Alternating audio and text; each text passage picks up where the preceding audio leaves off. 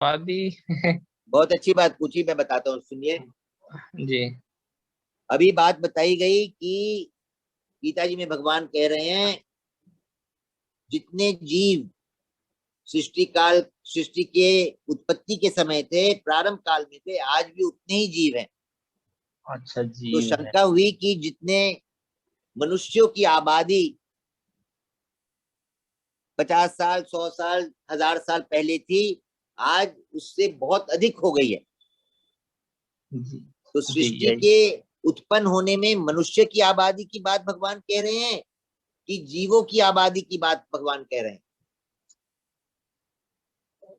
तो जीव की ही बात कर रहे हैं शायद। तो जीव में महाराज जी कहते हैं एक खेत में इतने जीव हैं जितने पूरे संसार में मनुष्य नहीं है।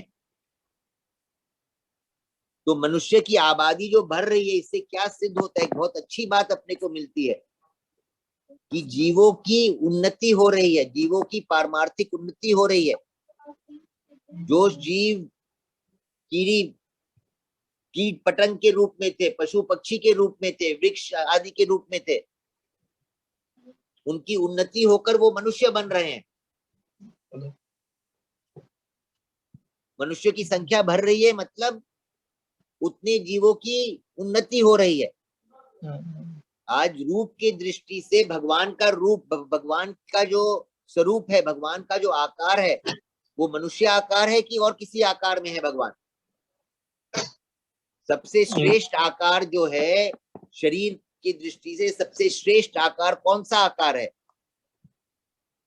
मनुष्य मनुष्य का आकार है। जी जी। तो मनुष्य को प्रत्यक्ष आप भगवान का अवतार मान सकते हैं कि नहीं मान सकते हैं?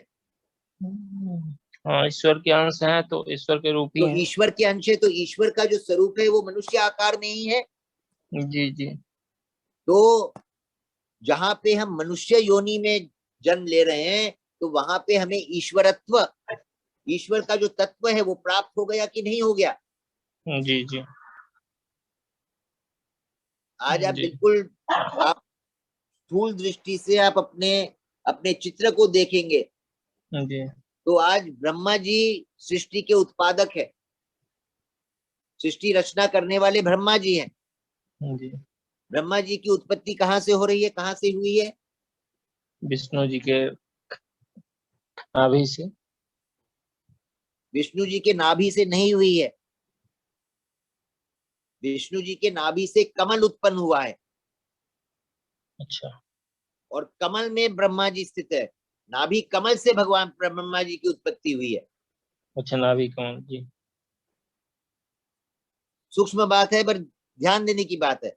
पर अब नाभि से भी हम आज स्थूल दृष्टि से, पहली दृष्टि हमारी नाभि पे ही जाती है।